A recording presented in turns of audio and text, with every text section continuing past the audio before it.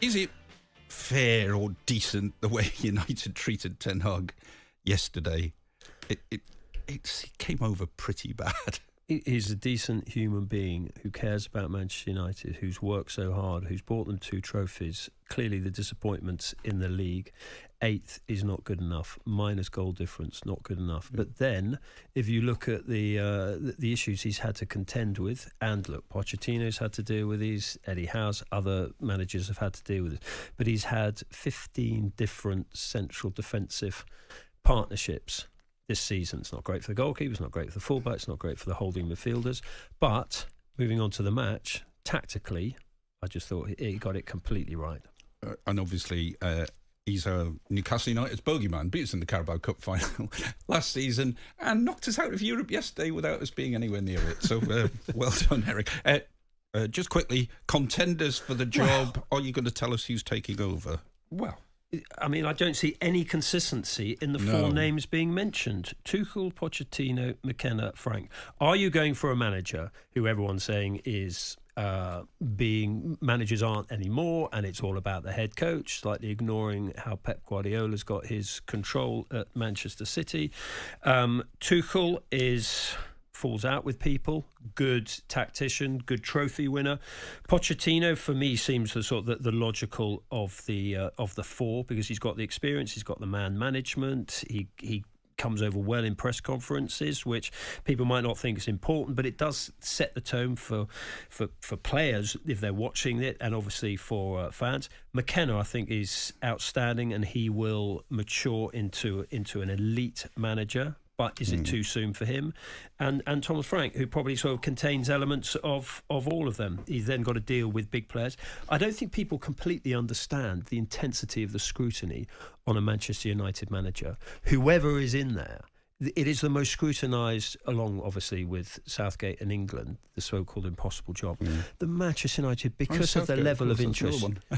Yeah, Southgate. He was there, sitting in the right place yesterday, I would say. Yeah, he was. Would Southgate be Manchester United manager? Has he got the ability to change games? You know, I mean, whereas a Tuchel particularly can. But I just don't.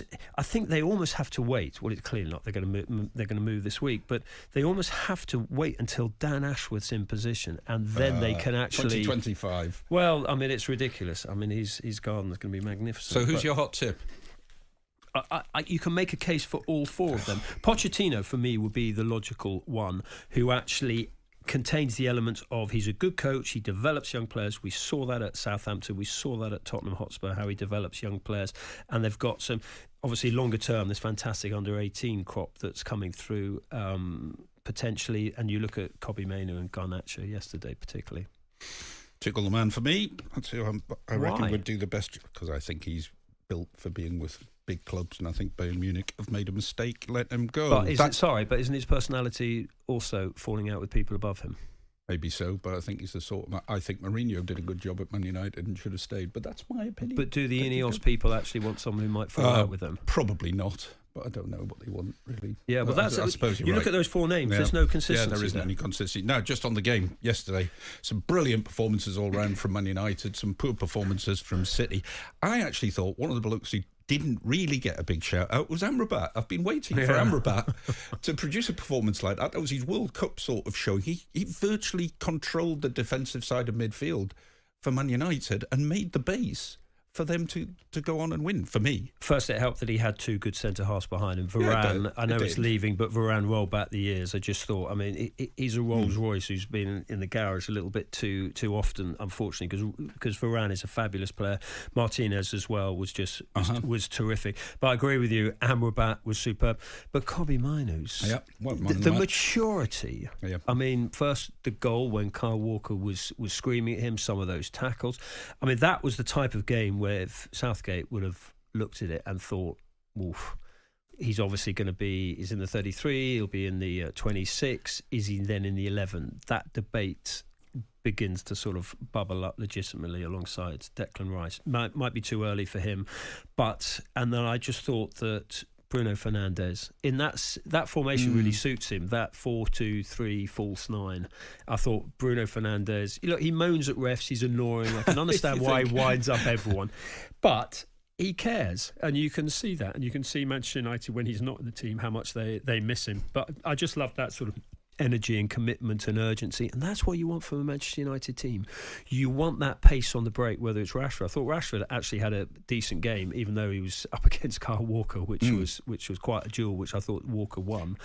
And then obviously Garnacho on the other side. I just thought it was a terrific Manchester United performance, but. And an energy about them, which you haven't always seen. The fans behind them, that Bruno sort of waving his arms at the fans, even Erik at times, you get the fans going. Everybody felt that sort of determination, going into tackles, cheering themselves when they went into good tackles, which you haven't really seen in the Premier League to any great extent, have you? No, you haven't. And look, ultimately, whatever walk of life you're in, you have to take responsibility for your own performance. And I don't think enough Manchester United players have actually done that consistently this season. They did yesterday.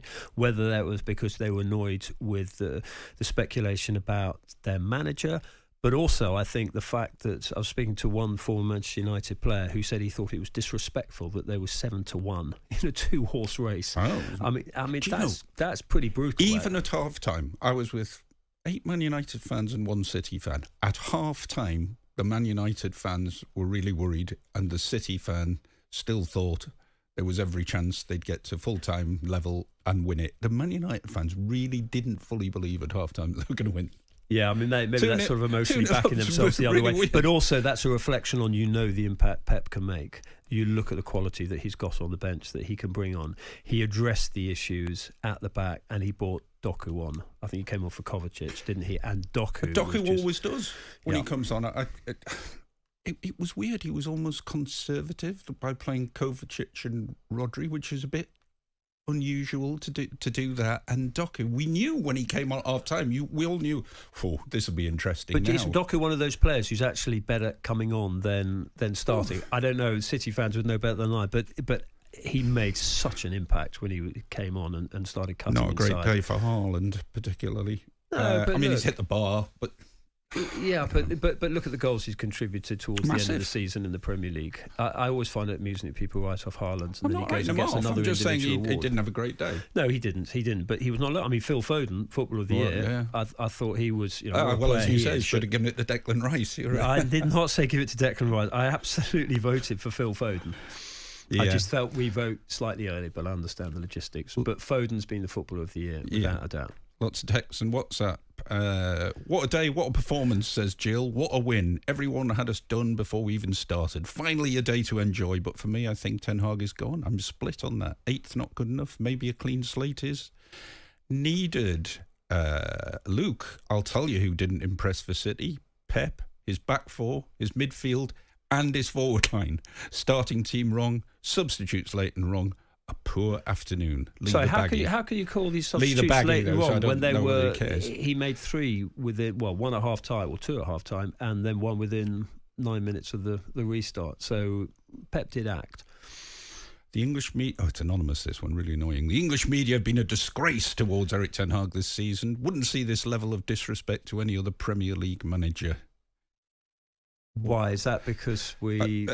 because we question things accused. and we get told by other people connected with Man United that Ten Hag's in trouble, and nobody's said anything to disprove that, really. We normally get accused of overprotecting overseas managers like Pochettino and people like that. But no, it's...